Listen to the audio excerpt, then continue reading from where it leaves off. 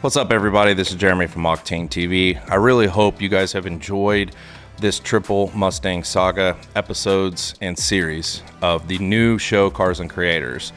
We will have a ton, and I mean a ton, of videos coming up with some of the newer cars that we had purchased.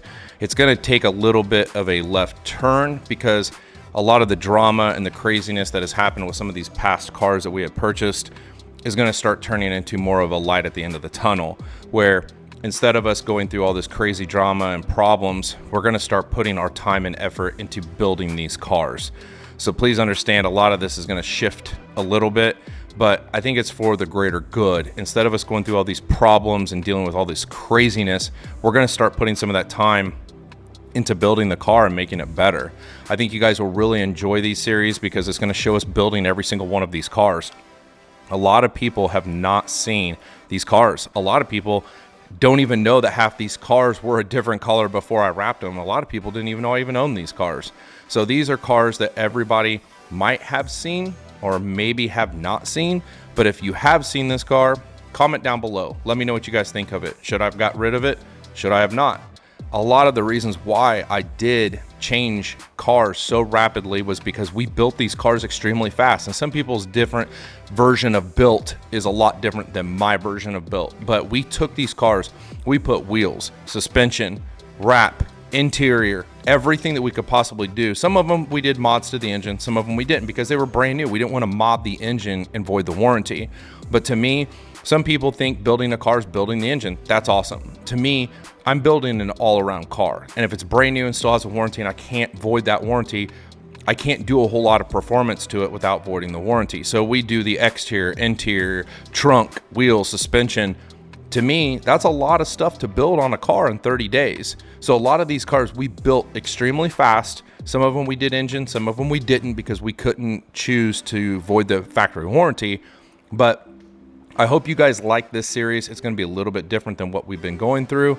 We're going to continue with doing a lot of every single day at 6 p.m. We're going to release these series on YouTube. So I hope you guys like that as well. We're going to start doing that until summertime. I'm going to release as much footage as I possibly can. So I hope you guys like this series. We took a ton of footage for the past 3 years to hopefully release it one day, and this is going to be the time that we're going to release it. So stay tuned. This is going to be a tremendous amount of videos that we're going to be releasing. So I hope you guys like this, and let us know in the comments below what you like and what you don't like. We love to hear the feedback.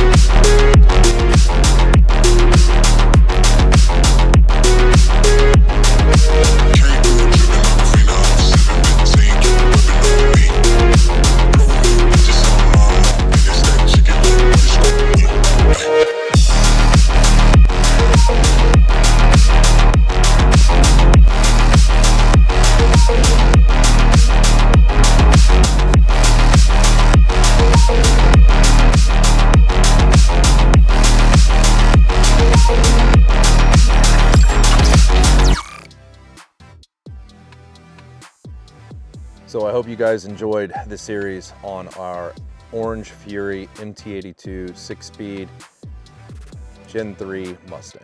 I don't quite know how to explain to you how stressed out I was during that time. It was probably one of the lowest points of my life, most depressed times I've ever had, going 4 or 5 months without a car, making consecutive payments, making, insurance payments, plate payments, all these things, and not being able to drive a car.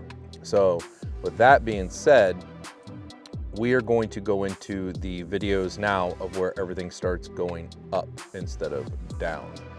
These videos are going to go over us trading in our MT82 6-speed Gen 3 car, them taking it back as long as I gave them, obviously I gave them a $6,000, deposit / buy my extended warranty that they make money off of.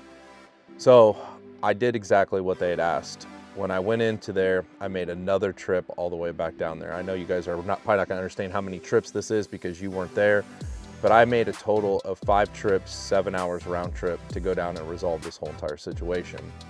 When the dealership asked me to come down there and do this, I'm like, fine, no problems. I'll be able to do that for you. We did it.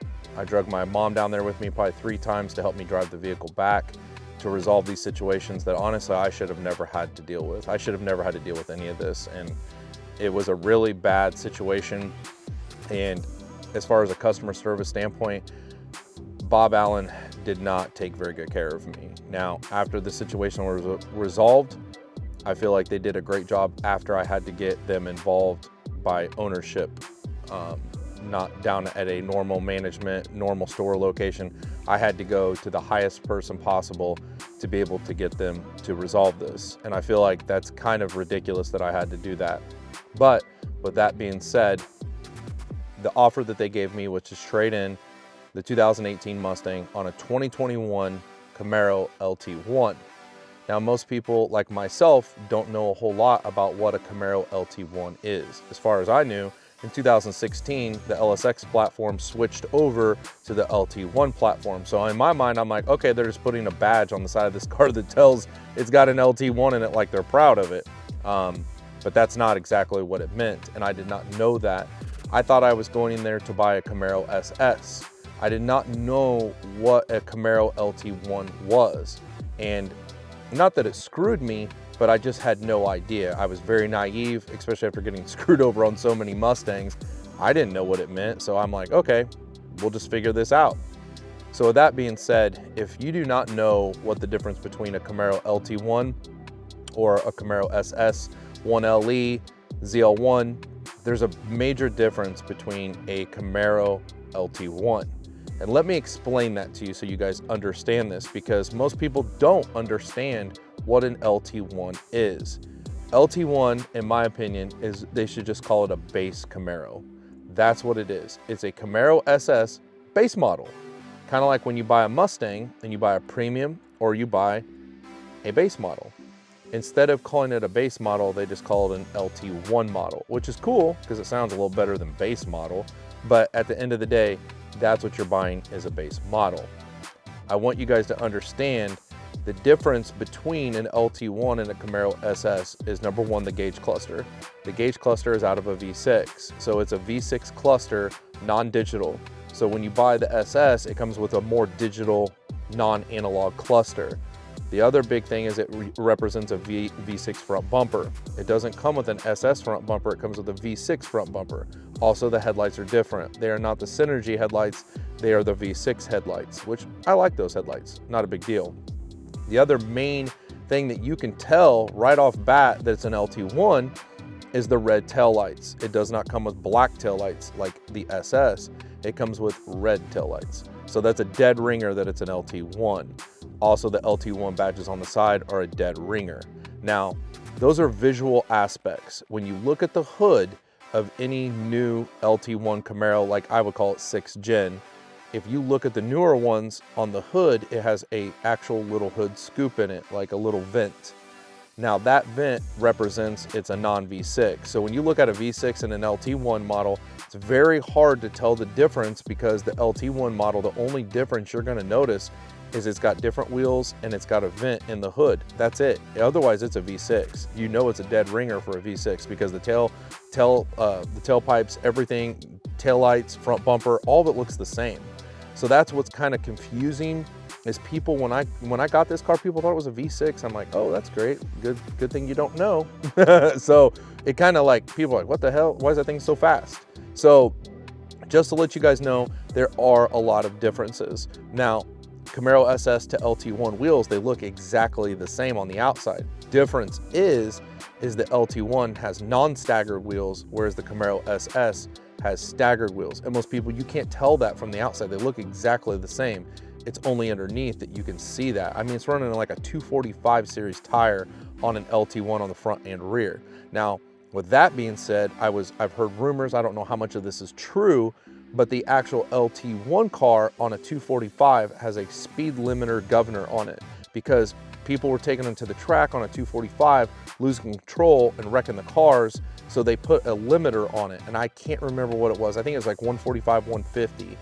So you're limited on the speed, whereas the SS, I believe it is higher than that because it does have a staggered setup on the rear tire setup. How much of that is true, I don't know, but I've heard that from multiple sources, so it must be somewhat true. But after all the differences of the LT1 and the Camaro SS, the particular model that I was looking at was an LT1 2021, and I had no idea how many miles it had on it. Now that's what got me for the kicker. I thought it was a 21, so it was new. Well, the car had window tint on it. I'll see if I can rim up some pictures of it, but it was probably the worst window tint I've ever seen. And Camaro windows are like this tall to begin with. So half of the 6-inch window height was the window tint flopped over like a piece of bread. And when I bought this car, literally they couldn't even just pay somebody to take the window tint off or redo it. They literally like, you deal with it. And I'm like, wow, that's pretty messed up. I noticed the tailpipes had been changed. I'll post some pictures or a video as well while I'm talking. The tailpipes were these big black dual tailpipes. They were massive and they were sticking out the back of the bumper, which it didn't look bad. If they would have made them more flush with the bumper, it probably would have looked a lot better, but I didn't mind the tailpipes, but I didn't look underneath the car. Those were the only two things that I could tell that had been modified on this car, and that should have been a dead ringer for me to go, okay, look and see how many miles is on it, you know, yada, yada, yada. That's just one thing I just don't really, I don't look at certain things when I'm buying a car. I just want to see if it's nice and clean. Now, the paint was in immaculate shape. Everything else interior was in immaculate shape.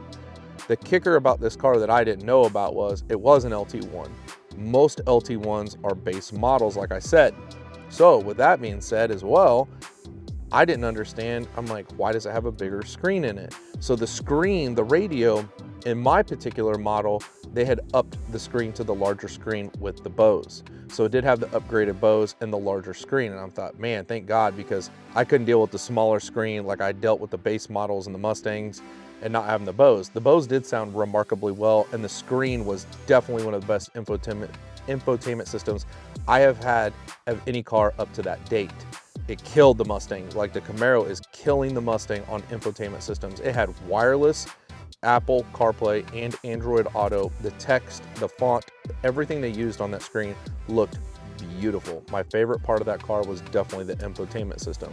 The interior itself on the LT1, so much nicer, in my opinion, than the Mustang. The Mustang's interior just looks dated. It looks the same since 15 all the way up to 23. Like, guys, come on now, like, change some stuff. Like, if you're gonna update the car a little bit, just make it a little bit nicer. But man, and in my opinion, the Gen 2 15 to 17 screen looked a lot better on the Sync than it did on the newer ones. The newer ones where they went to the white and blue, that's ugly. The Gen 2s where it was black with better text, that looked way better in my opinion, but that's just me. So when I went in to buy the LT1, they said they were not gonna do anything about the window tint. So I was stuck with that. No big deal. I'll get it removed. That cost me a fortune because little did I know they had tinted the windshield. Like on every stinking car I buy, they love to tint the windshield. And I have the worst eyesight you could ever imagine. I have really bad problems with my eyesight, and on top of that with light.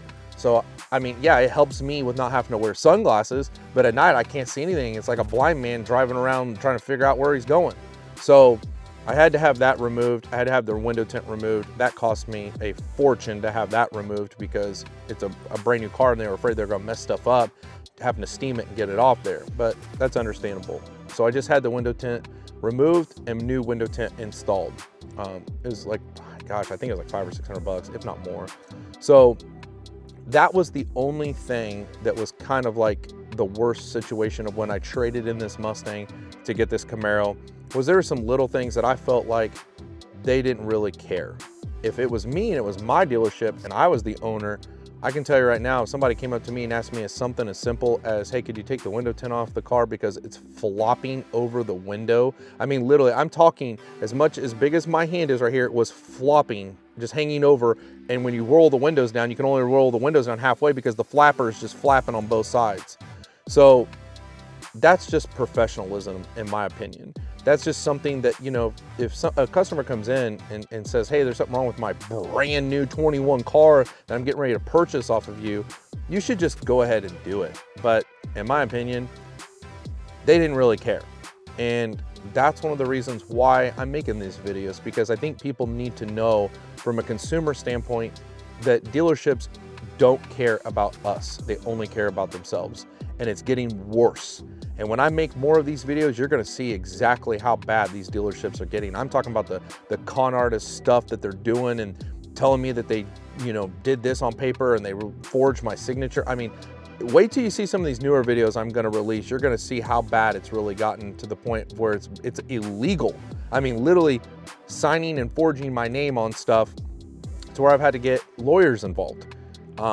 And I don't like being that person. I mean, I really don't. I really always try to treat people how I want to be treated and give people the benefit of the doubt. But these dealerships, some of them, man, they just don't care about people. And with that being said, let me go into exactly how this whole entire transition went and came into play. All right, so let's talk about the things I like about the Camaro, most comparable to the Mustang. First thing I like the most about the Camaro comparable to the Mustang is the interior.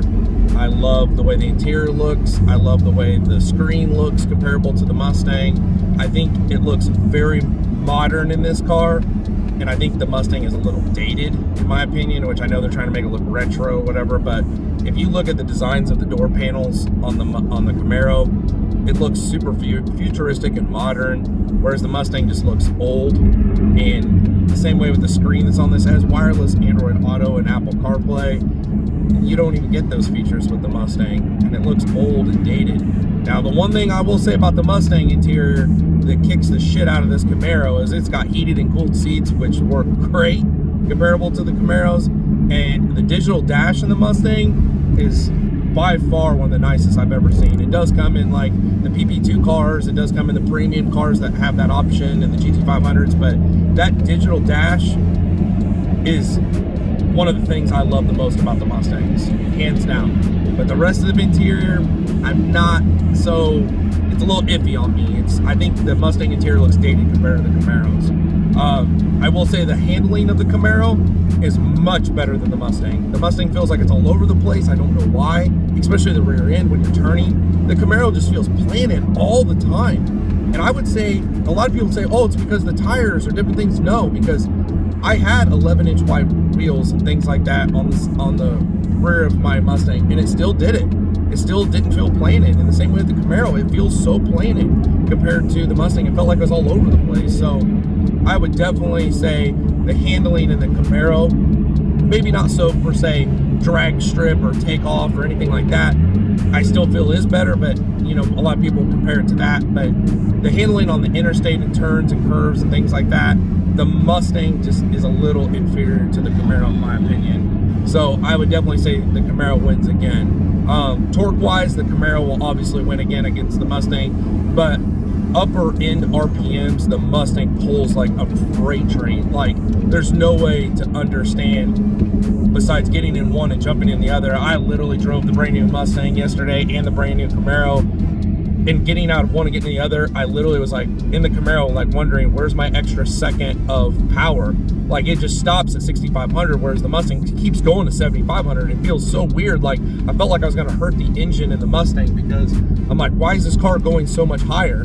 So I definitely think they're kind of two different animals, even though the Mustang and the Camaro are so similar in so many ways. It's crazy. Like, honestly, if you get in the cars, they're built almost like the same chassis, the same everything. I mean, they're very, very comparable cars, but in so many little tiny ways, they're different. The Camaro, you cannot see out of. Like, I'm telling you right now, when you jump in the Mustang, you jump in the Camaro, most people in the Camaro say, it's not that bad.